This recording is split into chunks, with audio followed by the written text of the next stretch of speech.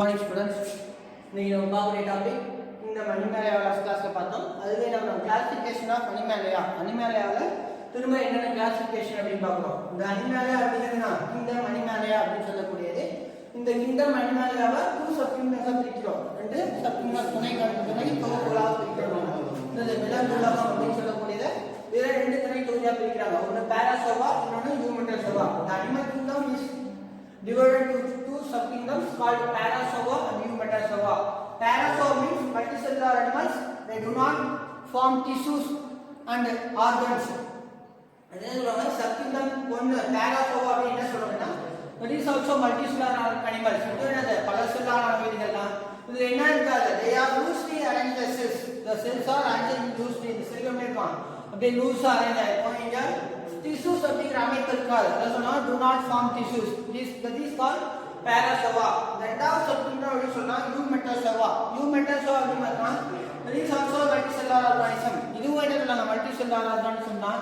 இதுல பார்த்தோம்னா well defined tissues, organ and organ system. இந்த திசுக்கள் அப்படிங்கிறது நல்லா தெளிவா இருக்கு. அதுக்கப்புறம் உறுப்பு மண்டலம் அப்படிங்கிறது இது முழுமையா இருக்கு அப்படின்னு சொல்றாங்க. அதனால Eumetasaur is a multicellular organism. It is well defined tissues, organ and organ system. The Eumetasaur divided into 2 grades called first one is radiata, the second one is bilateria. In the Eumetasaur திரும்ப ரெண்டு கிரேடா பிரிக்கிறாங்க. ஒன்னு radiata, second one bilateria அப்படி சொல்லக்கூடியது. The first one is grade 1 radiata. இத பார்த்தோம் அப்படினா இந்த radiata அப்படி பார்த்தோம் அப்படினா radial symmetrical அப்படி சொல்லக்கூடியது. நம்ம ஏற்கனவே பார்த்திருக்கோம். symmetry வச்சு பிரிக்கிறது, அது germ layers வச்சு பிரிக்கிறது. அது மாதிரி பார்த்தோம்னா first one grade 1 radiata அப்படி சொல்லக்கூடியது. 2 layers of cells. இந்த radiata பார்த்தோம்னா the organs are cells made up of 2 layers of cells, exodome and endodome. The exodome and endodome is divided into some of the cellular parts that is called mesoglia. ரெண்டு layer ஆன செல்கள் அப்படின்னு சொல்லிருக்கும். இந்த ரெண்டு layer ஆன செல்கள் இருக்குள்ள என்ன பண்ணா ஆர்கன் உறுப்புகள் சொல்லக்கூடியது. These animals are radially symmetrical and diploplastic. அதாவது நம்ம diploplastic ectodome endodome அப்படி ரெண்டு லேயர் கூடியது. அதாவது the radiata animals are radially symmetrical and diploplastic அப்படின்னு சொல்லக்கூடியது. Example Cnidarians and Ctenophores. Cnidarians அப்படின்னு பார்த்தோம்னா என்ன சொல்றோம் Coelenterata அப்படின்னு சொல்லக்கூடியது. Ctenophores அப்படிங்கிறது அதுக்கு அடுத்த ஃபைலம் அப்படின்னு சொல்லக்கூடியது. அதுக்கு அடுத்து பார்த்தோம்னா grade 2 bilateria. இதுல பார்த்தோம் அப்படின்னா ஆர்கன் லெவல் ஆஃப் ஆர்கனைசேஷன். இங்க என்ன சொன்னோம் அப்படின்னா இது லேயர்ஸ் ஆஃப் செல்ஸ் மட்டும். அதுக்கு அடுத்து பார்த்தோம்னா இங்க organ levels of organisation bilateral symmetrical. இங்க வந்து radial symmetrical ஆர சமச்சீருடையவை, இங்க bilateral symmetrical இருபக்க சமச்சீருடையது அப்படின்னு சொல்லக்கூடியது. சொல்றாங்க the order bilateria, the animals are organ level of organization, bilateral symmetrical, triploblastic. என்ன சொல்றாங்க ectodome endodome, இதுக்கு நடுப்புற mesodome அப்படிங்கிற ஒரு layer, 3 germ layers of organization அப்படின்னு சொல்லக்கூடியது. இந்த triploblastic அப்படின்னு சொல்லக்கூடியது. இந்த order bilateria is divided into 2 divisions. இந்த ஆர்டர் bilateria திரும்ப நம்ம ரெண்டு டிவிஷன் பிரிக்கிறாங்க. புரோட்டோஸ்டோமியா, யூட்ரோஸ்டோமியா. என்ன சொல்றாங்க இந்த ஆர்டர் bilateriaவை திரும்ப ரெண்டு டிவிஷனா பிரிக்கலாம். ஃபர்ஸ்ட் ஒன் புரோட்டோஸ்டோமியா, செகண்ட் ஒன் யூட்ரோஸ்டோமியா சொல்லக்கூடியது. புரோட்டோஸ்டோமியா அப்படின்னு பார்த்தா புரோட்டோ மீன்ஸ் ஃபர்ஸ்ட். இந்த புரோட்டோஸ்டோமியா என்ன பிரிக்கலாம்? Proto means first, stomium means mouth. என்ன சொல்றாங்க அப்படின்னா இந்த ஆரம்ப நிலையில பிளாஸ்டோபோர்ல இருந்து மவுத் உருவாகிறது அப்படின்னு சொன்னோம்னா it is called protostomia. என்ன சொல்றாங்க இந்த bilateriaல இந்த மவுத் ஃபார்மேஷன் வாய் எங்க தோணுது அப்படிங்கறத வச்சு என்ன சொன்னா first the mouth is starting with the blastopore அப்படின்னு சொன்னா that is called protostomia. இந்த protostomia என்ன சொன்னா acilometa, pseudocilometa, schizocilometa அப்படின்னு மூணா பிரிக்கலாம். இந்த இதை படிச்சிருக்கோம். இந்த சீலம் வச்சு பிரிக்கும்போது acilometa, pseudocilometa, schizocilometa பிரிக்கக்கூடியது. அதுக்கு அடுத்து பார்த்தா டியூட்ரோஸ்டோமியா. இது பிரிக்கலாம். டியூட்ரான் அப்படினா செகண்டரி, ஸ்டோமியம் அப்படினா மவுத். என்னன்னா இந்த டியூட்ரோ இதுல மவுத் அப்படி பார்த்தோம் அப்படினா டியூட்ரோஸ்டோமியா செகண்டரியா உருவாகக்கூடியது. பிளாஸ்டோஸ்டோர் இல்லாம மெயினா இல்லாம செகண்டரியா உற்பத்தி ஆகக்கூடியதுன்னு சொல்லக்கூடியங்க. இந்த டியூட்ரோஸ்டோமா இஸ் கால்ட் as enterocoelomata. முழுமையான உடற்குழி உடையது அப்படின்னு சொல்லக்கூடியது. அதே என்னன்னா enterocoelomata அப்படின்னு சொல்லக்கூடியது. இது ஒரே ஒரு டிவிஷன் தான் enterocoelomata அப்படின்னு சொல்லக்கூடியது. இப்போ இந்த பாராசோர் அனிமல் என்னன்னா பாராசோவா மெட்டாசோவா ரெண்டா பிரிக்கிறோம். இந்த மெட்டாசோவா திரும்ப ரேடியேட்டா, பைலேட்டரா ரெண்டா பிரிக்கிறோம். இந்த பைலேட்டரா திரும்ப நம்ம புரோட்டோஸ்டோமியா நியூட்ரோஸ்டோமியா ரெண்டா பிரிக்கிறோம். இதுதான் இந்த ஒரு total classification of kingdom Animalia. அனிமாலியாவை எப்படி பிரிக்கிறாங்க அப்படின்னு சொல்லக்கூடியது. நம்ம லாஸ்ட் கிளாஸ்ல பார்த்தது பேசிக்ஸ் ஆஃப் கிளாசிஃபிகேஷன், எந்தெந்த பேசிஸ்ல கிளாசிஃபை பண்ண சொல்லக்கூடியது.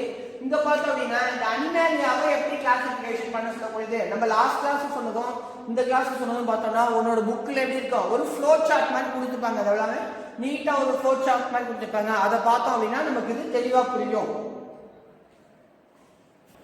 நெக்ஸ்ட் நம்ம பார்க்கக்கூடியது நம்ம சொன்ன இன்வெர்டிபிரேட் கார்டேஜ், அதாவது நான் கார்டேஜ் சொல்லக்கூடிய ஒவ்வொரு ஃபைலமும் தனித்தனியா பார்த்து அதுக்கான கேரக்டர்ஸ் என்ன, அதுக்கான எக்ஸாம்பிள்ஸ் அப்படின்னு பார்க்க போறோம்.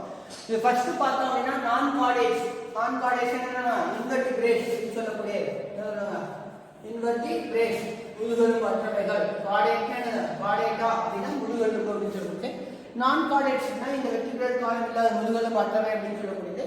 இதுல என்ன பண்ணோம் அப்படின்னா இதுல ஃபைலம் ஓரிஃபெரா சீலண்டிரேட்டா அது மாதிரி நான் வரிசையா பிரிச்சுக்கே போலாம். இப்போ நம்ம என்ன பண்ணோம்னா ஒவ்வொரு ஃபைலத்துக்கும் அதோட காமன் கேரக்டர்ஸ் என்ன, அதுக்கான எக்ஸாம்பிள்ஸ் என்ன அப்படின்னு பார்க்க போறோம். இதுல ஃபர்ஸ்ட் ஃபைலம் அப்படின்னு பார்த்தா ஃபைலம் போரிஃபெரா. இந்த போரிஃபெரா மேக்ஸிமம் பார்த்தோம் அப்படின்னா இங்க வரக்கூடிய சயின்டிபிக் டேர்ம்ஸ்லாம் ஒன்று கிரேக்க வார்த்தையா இருக்கும், இல்லை லத்தீன் வேர்ட்ஸா இருக்கும்.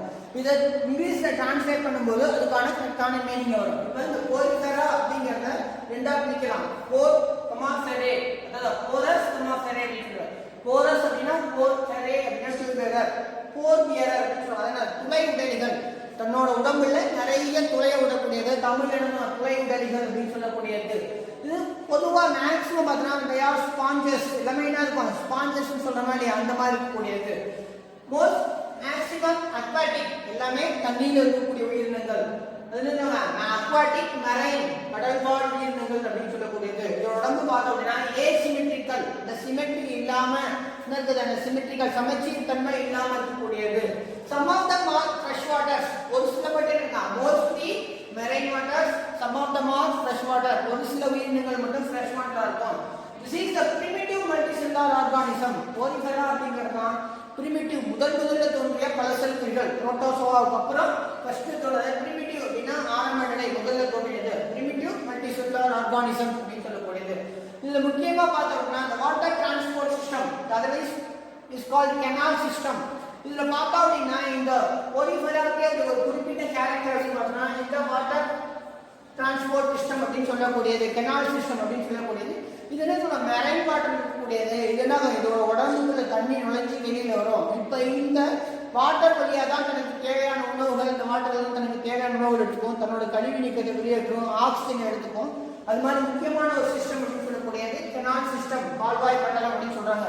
இது எப்படி அப்படின்னா இந்த ஆஸ்ட்ரியா அப்படிங்கிற மவுத் மாதிரி இருக்கக்கூடிய ஓப்பனிங் வழியா தண்ணி உள்ள வந்து அடுத்து ஸ்பாஞ்சோசல் உடல் பகுதி, அந்த உடல் பகுதி ஸ்பாஞ்சோசல்.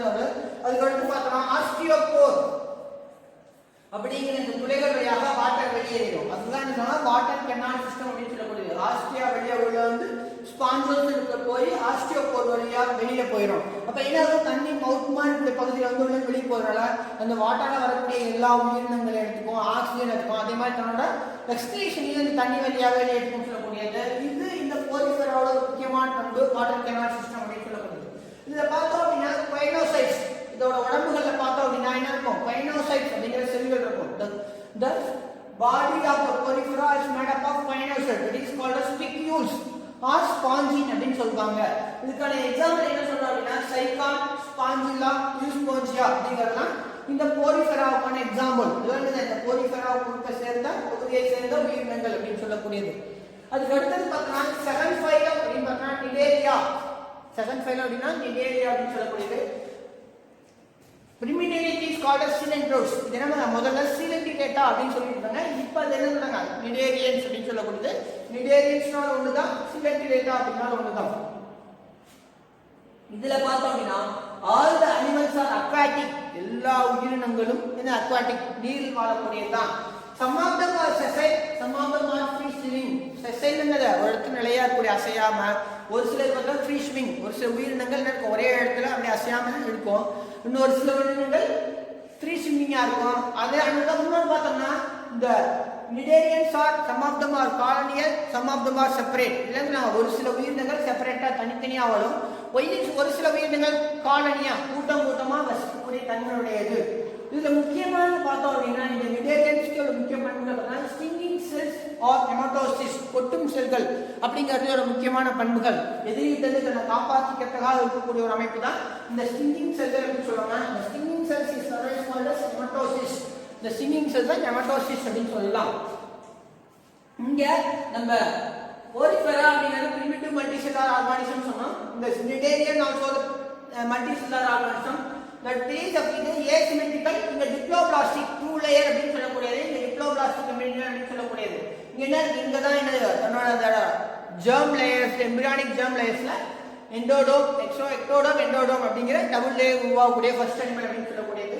அதுக்கு அடுத்து பார்த்தோம்னா முக்கியமான நம்பர் சீலன்டிரான், முதல் புலி அப்படின்னு சொல்லக்கூடிய சீலன்டிரான் உள்ள ஒரு கேவிட்டி, என்ன சென்ட்ரல் வாஸ்குலர் கேவிட்டி, சென்டர்ல இருக்கக்கூடிய ஒரு vascular cavity, that is called சீலன்டிரான். so this animal is called as coelenterate. அதனால தான் இதுக்கு coelenterata அப்படின்னு பேர் வச்சாங்க. இதோட பாடி, இதோட ஸ்ட்ரக்சர்ல பார்த்தா two body forms, polyp and medusa. இதோட உடலமைப்புல ரெண்டு தன்மைகள் இருக்கு. ஒன்னு பாலிப்னு சொல்லுவாங்க, இன்னொன்னு மெடுசா அப்படின்னு சொல்லக்கூடியது. Polyp is a sessile form. Polyp அப்படிங்கிறது ஒரே இடத்துல அசையாம இருக்கக்கூடியது. they are cylindrical in structure. ரெண்டு அசையாம ஒரு இடத்துல இருக்கும். இந்த பாலிப்போட ஸ்ட்ரக்சர் எப்படி இருக்கும் பார்க்கிறதுக்கு ஒரு சிலிண்ட்ரிக்கல் உருளை வடிவமா இருக்கக்கூடியது. அதுக்கு எக்ஸாம்பிள் என்ன சொன்னா hydra. Hydra is the coelenterate animal. Its body form is made up of polyp scale. என்ன சொல்றாங்க ஹைட்ரா அப்படிங்கிறது polyp scale இருக்கக்கூடிய ஒரு நிடேரியன் அப்படின்னு சொல்லக்கூடியது. Second body form medulla, medusa அப்படின்னு சொல்லக்கூடியது. It's called medusa. மெடுசா அப்படின்னா அம்பர்லா லைக் ஸ்ட்ரக்சர், பார்க்கிறதுக்கு ஒரு குடை மாதிரி இருக்கக்கூடியது. அம்பர்லா ஸ்டேட் ஃப்ரீ ஸ்விமிங், அதாவது தண்ணியில அப்படியே நீந்திக்கிட்டே இருக்கும், ஒரு இடத்துல நிலையா இருக்காது, நீந்திக்கிட்டே இருக்குது. That is called as free swimming அப்படின்னு சொல்றாங்க. அதே நேரத்துல இது இந்த மெடுல்லா அப்படின்னு சொல்லக்கூடியது. இந்த Cnidariansோட லைஃப் சைக்கிள்ஸ்ல பார்த்தோம்னா இந்த பாலிப் and மெடுசா அப்படிங்கிற ரெண்டு ஸ்டேஜஸ் இருக்கிறதுனால it is called as metagenesis. அதுக்கு பேர் என்ன metagenesis. In the life cycle of Cnidarians, the polyp and medusa stages are present in the animal. ஒரு அனிமல்ல polyp stage இருக்கும், medusa stage இருக்கும். அதனால இந்த லைஃப் சைக்கிள் என்ன சொல்றாங்க மெட்டாஜெனிசிஸ் லைஃப் சைக்கிள் அப்படின்னு சொல்லக்கூடியது. இதோட லைஃப் சைக்கிள் இதோட லார்வல் ஸ்டேஜ் அப்படின்னு பார்த்தா பிளானுலா லார்வா. இந்த Cnidariansோட லார்வல் ஸ்டேஜ் எல்லாம் முடிஞ்சிட்டு அப்படின்னு சொன்னா that is called as planula larva. இதுக்கு எக்ஸாம்பிள் என்ன சொன்னா பைசேலியா, ஆடம்சியா, சீன்மோன் எல்லாமே என்ன சொல்லுவாங்க இதை சொல்லக்கூடியது. பைசேலியா, ஆடம்சியா எல்லாம் சொல்லுவாங்க. Examples for the coelenterate. coelenterataவோட எடுத்துக்காட்டுகள் அப்படின்னு சொல்லக்கூடியது பைசேலியா, ஆடம்சியா சொல்லக்கூடியது. இதுதான் பார்த்தோம்னா இதோட காமன் கேரக்டர்ஸ். இப்போ நம்ம ஓரிஃபெரா இந்த பைலம் Cnidaria இது ரெண்டு பைலத்தையும் காமன் கேரக்டர்ஸ் பார்த்தாச்சு. அடுத்து நம்ம பார்க்கக்கூடிய ஃபைலம் டீனோஃபோரா. ஏற்கனவே ஓரிஃபெரா Cnidaria பார்த்தாச்சு. அதுக்கு டீனோஃபோரா. இந்த டீனோஃபோராவை பிரிக்கலாம். டீனோஸ் பிளஸ் ஃபோரோ. டீனோஸ் அப்படின்னா கோம், ஃபோரோ அப்படின்னா பியரிங். கோம் பியரிங் அனிமல்ஸ் என்னது கோம் பியரிங் அனிமல்ஸ். கோம்னு என்னது இந்த சீப்பு சொல்ற மாதிரி அதோட உடம்புல இருக்கக்கூடிய பகுதியில் என்ன இருக்கும் நிறைய கோம் லைக் ஸ்ட்ரக்சர் இருக்கும். அதனால it is called as டீனோஃபோராஸ் அப்படின்னு சொல்லக்கூடியது. இதுல இருக்கக்கூடிய எல்லா அனிமல்ஸும் எக்ஸ்க்ளூசிவ்லி மேரைன், முழுமையா கடல் நீர்ல வசிக்கக்கூடிய exclusive marine, biradially symmetrical, radial symmetrical, biradially symmetrical and diploblastic animal. That means two germ layers, ectoderm and endoderm அப்படின்னு சொல்லக்கூடியது. அதுக்கு அடுத்து பார்த்தோம்னா இதுல முக்கியமா பார்த்தோம்னா especially for the amebocytes and smooth muscle cells are present in Ctenophorus.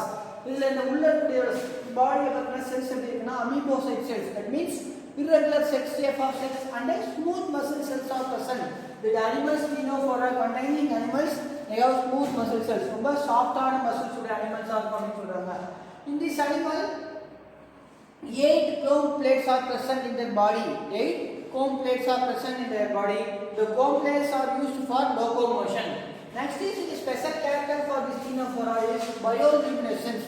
Bioluminescence means they emit a light. They emit a light in their region. They show very brightness in their appearance. So it is called as bioluminescence. Bioluminescence அப்படின்னா உயிர் ஒளிதல். என்ன பண்ண தன்னோட உடம்புல வந்து light வெளியிடக்கூடியது. அதனால பார்க்கிறதுக்கு என்ன இருக்கும் ரொம்ப பியூட்டிஃபுல்லா இருக்கும் அப்படின்னு சொல்றாங்க. ஃபார் எக்ஸாம்பிள் இந்த கோம் ஜெல்லிஸ் அப்படின்னு சொல்லக்கூடியதெல்லாம் பார்த்தோம்னா இந்த டீனோஃபோரா இருக்குது. அது பார்த்தீங்கன்னா இதில் பார்த்தீங்கன்னா special type of cells it is called lasso cells or chloroplast அப்படினு சொல்லக்கூடிய செல்ஸ் இருக்கு. That is helpful for the food capture. இந்த தண்ணியில இருக்கிற உயிரினங்கள் தனக்கு தேவையான உணவை பிடிக்கிறதுக்கான ஒரு ஸ்பெஷல் டைப் ஆஃப் செல்ஸ் இருக்கு. That cells is called as lobocell, lysocell or chloroplast அப்படினு சொல்லக்கூடியது. And next பார்த்தோம்னா this animal the digestion is extra and intracellular. செல்லுக்குள்ளேயும் செல்லுக்கு வெளியிலயும் செரிமானம் நடக்கக்கூடியது. Fertilization is external indirect development. Fertilization அப்படிங்கிறது கருவுறுதல் external வெளிப்புறத்துல நடக்கும். Development is indirect. That means the young one not in the adult they are indirect development.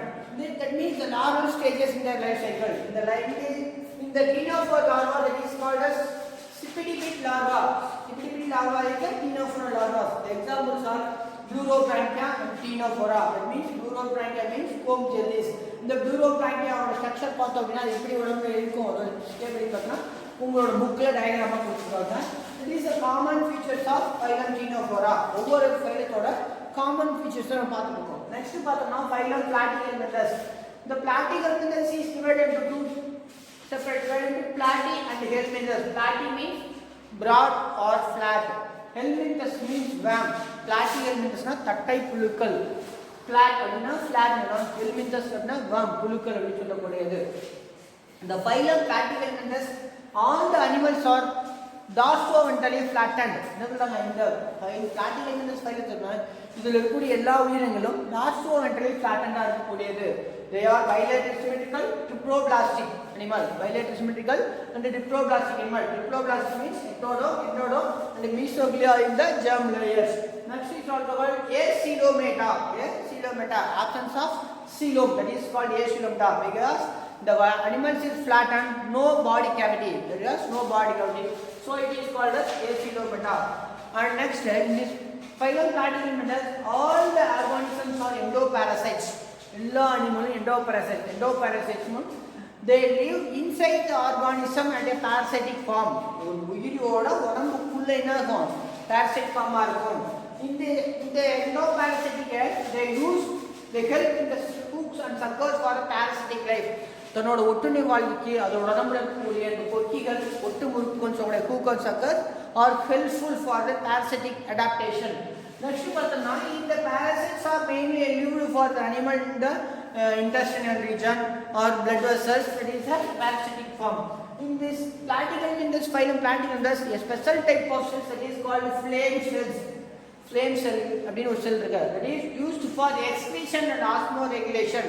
Used for excretion and osmoregulation. That is an important character for this phylum Platyhelminthes. Which phylum contains flame cells means the phylum Platyhelminthes phylum contains the flame cells used for excretion and helpful for excretion and osmoregulation. In this phylum Platyhelminthes the animals are not separated. Sexes are not separated. They are monoecious. The ஆண் பெண் அப்படிங்கிற வேறுபாடு இருக்காது. ஒரே உயிரினத்துல ரெண்டு உறுப்பு இருக்கும். So it is called monoecious. Next one fertilization is internal fertilization. Next is development through the larval stages. That means internal fertilization, the indirect development, the larval stages. There are four types of larval stages in this phylum Platyhelminthes. That means Meracidium, Sporosis, Adia, Cercaria. Meracidium larva, Sporosis larva, Adia larva, Cercaria larva. The four larval stages are present in the phylum Platyhelminthes. They are also polyembryony. One of the characters for the phylum Platyhelminthes is polyembryony. Polyembryony means numerous embryos are present in the one fertilization, one part. That is called example for liver fluke. Liver fluke is for the example for the polyembryonic animal. Next one is equal to the some of the animals of the Platyhelminthes have regenerative capacity. Some of the animals of the Platyhelminthes has regenerative capacity. Example planaria. Planaria is a regenerative capacity. Regenerative capacity means they cut into small forms. Each piece they cut into two pieces. The head region regenerate tail region. The tail region regenerate head region. That is a regenerative capacity. Planaria is a good example for a regenerative capacity in the phylum Platyhelminthes. The examples are liver fluke, tapeworm, planaria is some of the examples of Platyhelminthes. Liver fluke means கல்லீரல் புழு அப்படின்னு சொல்லக்கூடியது, அதுக்கப்புறம் டேப்வர்ம் நாடாப்புழு, இதெல்லாம் பார்த்தோம் அப்படின்னா இந்த platyhelminthes work some of the examples அப்படின்னு சொல்லக்கூடியது.